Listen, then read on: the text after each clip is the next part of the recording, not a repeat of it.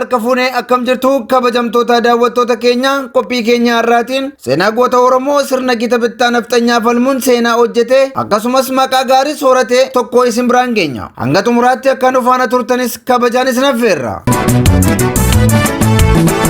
Gooti kibbalixa biiftuu fi Tawraarii Firrisa Abbaa Waggaa abbaa isaanii fi Tawraarii Shuuramuu Gootaa fi haadha isaanii Aadde Warqituu Abbaa Booraa Abbaa Duulaa irraa yeroo ammaa godina Bunnoo Beddellee jedhamu aanaa Beddellee ganda qonnaan bulaa Digaajaa keessatti naannoo bara 1876 akka lakkoofsa Itoophiyaatti dhalatan. Wanti hubatamuu qabu gulantaan maqaa kabajaa goota Oromoo Firrisa Abbaa Waggaa fi abbaa isaanii Shuuramuu Gootaaf kenname maqaa sadarkaa kabajaa fi Tawraarii jedhamu isaati. Yeroo sana Bunnoo Beddellee gita bittaasaa jalatti kuffisuuf sirni nafxanyaa Minilikiin hoogganamu yaalii guddaa taasisee ture. Keessumaa immoo Minilik mucaa akaakayyuu isaa Iyyaasuu jedhamu gara Tawraarii Shuuramuu Gootaa yookaan abbaa Tawraarii Firrisaatti erguun Iyyaasuu fi Firrisaan waliin adamoo deemuun hariiroo gaarii uumuuf akka yaalaniif shoora guddaa taphate. Bara 1906tti Minilik xalayaa barreesse diinni biyya keenya weerarteetti waan ta'eef marii waliin qabnaa gara Finfinnee kottaa jedhan. Bara 1906tti waamicha gootota Oromoof godhameen Bunnoorraa Tawraarii Shuuramuu Gootaa ilma isaanii Tawraarii Firrisaa Shuuramuu fi Qanyaasmaach Wayyeessaa Gootaa waliin Finfinneetti qajeeluun mooticha Abashaa Minilik waliin marii biyya baraaruu raawwatan. Garuu dubbiin Minilik shira turte. Jarris achumatti hidhaman. Turtii muraasa boodas Tawraarii Shuuramuu Gootaa mana hidhaa keessatti dhukkuba golfaan qabamanii achumatti waan boqotaniif Finfinneetti awwaalaman. Du'aan boqochuu abbaa isaatiin gaddi kan itti dhaga'ame Tawraarii Firrisaan Finfinneerraa badanii gara biyyaatti yeroo deebi'anuu qabsoo gita bittaa nafxanyaa irratti cimsuu fi bayyii isaanii nafxanyaan akka hin qabamneef kakaasuuf yaalan. Kanaanis milkaa'anii turan. Turtii yeroo booda Minilik boqochuu hordofee mootiin sirna gita bittaa geggeessu biraan Abisiiniyaa qabate. Keessumaa immoo lafti Oromoo qircamee bulchiinsa isaatiin akka geggeeffamuuf Haayile Sillaaseen namticha Atnaaf Saggad jedhamu muudee Bunnoo akka bulchuuf yeroo ergu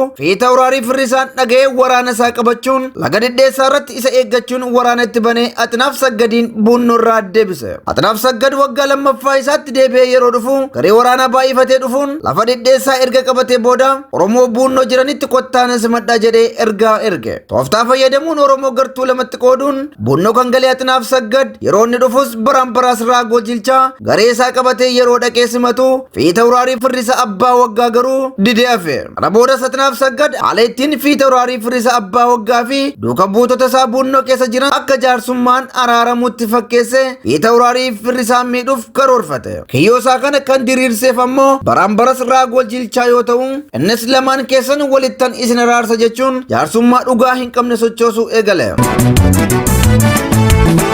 Tawraarii Firrisa Abbaa Waggaa araara jaarsummaa kana fudhatus dubbichi shira ta'uu isaaf shakkii waan qabuuf yoon bakka araaraa kanatti ajjeefameef gumaakuu akkanaaf baaftaniif baraan baras Raagoo Jilchaa qabaatee Mangashaa Wayyeessaatti naaf kennaa jechuu isaatiin fulbaana 26 bara 1929 baraan baras Raagoon qabamanii dhiyaachuun harka Mangashaa Wayyeessaatti dabarfamanii kennaman. Fulbaana 29 bara 1929 Tawraarii Firrisa Abbaa Waggaa fi Qanyaasmaach Wayyeessaan waraana isaanii nyaataa fi dhugaatii barbaachisu hundaa qabachuun bakka araaraa kan yeroo ammaa Bunnoo Beddellee naannoo Bataskaanni Madiyaanaaleemii Beddellee jiru yookaan Atnaaf Saggad teessoo simannaa bakka sadiitti qooduun shiraxatuun garagalee loltuu Firrisa Abbaa Waggaa bira deemuun amma araara raawwannutti meeshaa keessan bakka biroo kaawwadhaa booda fudhattuu jechuun sossobee afaan damma dibachuun meeshaa isaanii harkaa fuusise. Nyaataa fi dhugaatii dhiyaateen boodas Atnaaf Saggad gara Qanyaasmaach Wayyeessaa Gootaa deemuun Tawraarii Firrisaa waliin walii galuu waan hin dandeenyeef nan ajjeesaa ati gadi ba'e yoo jedhuun Qanyaasmaach Wayyeessaan garuu lakkii ani isa du'aaf kenne ofiifis hin jiraadhu biyyi koo Bunnoonis natti kolfaa du'a taanaan walumaan duunaa garuu du'a kana dhiiratu nu ajjeese hin jedhu jechuun Atnaaf Saggadiif deebise. Ejjennoo Qanyaasmaach Wayyeessaatti kan mufate hoogganaan waraana nafxanyaa Atnaaf Saggad Tawraarii Firrisa Abbaa Waggaa fi hoogganaa loltuu isaanii Qanyaasmaach Wayyeessaa bakka tokkotti isaan ajjeese. Waamicha araaraa ajjechaaf ta'e kanaan Atnaaf Saggad erga Tawraarii Firrisa Abbaa Waggaa fi Qanyaasmaach Wayyeessaa walirratti ajjeeseen booda garee loltuu meeshaan isaanii harkaa fudhatamee namoota 22 immoo bakkuma tokkotti fixuun daaraa isaan taasise. Mangashaa Wayyeessaas dhukaasa ajjechaa gootota Oromoo irratti raawwatamaa jiru akkuma hubateen Barambaras Raagoo ajjeesuun yeroo suma gumaa isaanii baase. Barambaras Raagoon ajaja fi tauraarii firisa abbaa waggaan Mangashaa Wayyeessaatti akka kenname hin dagatina. Sababi isaas ergamaa Haile Sillaasee kan ta'e Atnaaf Saggad firisa abbaa waggaa fi Qanyaasmaach Wayyeessaa ajjeesuu waan maluuf akka gumaatti gatii baasuuf ture.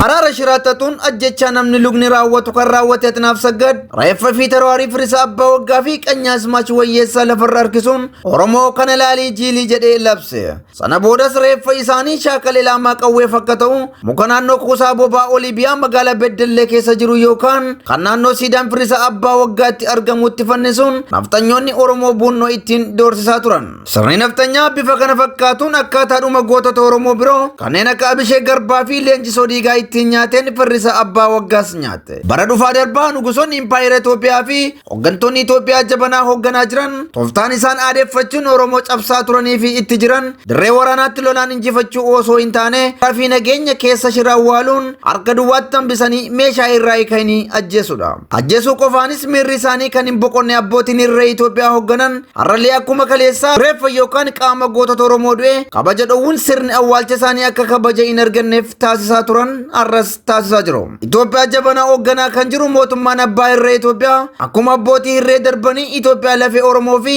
foon Oromoon ijaaramte ijaaruuf gatii lubbuu fi lafee sabicha baasisaa jira. Hooggantoonni PPRs dirree wallaansoo irratti qabsaa'ota Oromoo kuffisuu waggaa dadhaban afaan Oromoon uumama isaatiin jaallatu jaalala, araara, tokkummaa, nageenya, injifannoo waloo jechuun shira isaanii arraba jala dhokfachuun Oromoon hidhannoo isaa hiikkachuun harka duwwaatti hafee boroo fi balbala isaatti akka hoolaatti ciisee akka qalamuuf watwaataa jiru.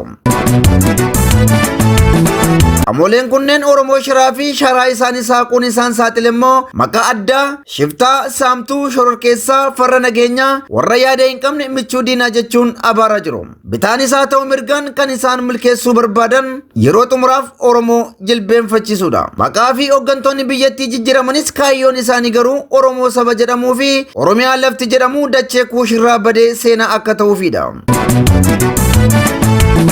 Walumaa galatti hiikni siidaan firisa abbaa waggaa kan walakkeessaa magaalaa Beddelleetti argamu uummata Oromoof qabu sirna gita bittaa diduun ejjennoo uummanni Oromoo dimokiraasummaa isaa eeggatee ofiin of bulchuuf qabu kan mul'isuu fi aarsaa gootni Oromoo firisa abbaa waggaa dachee abbaa isaa eeguuf kaffale kan mul'isudha. Dhaloonni kun dhaloota odeessu otoo hin taane dhaloota odeeffatu akka ta'u hawwina. Horaa bulaan ani bunnoo waa beekote. Wanta nu daawwattaniif galatooma.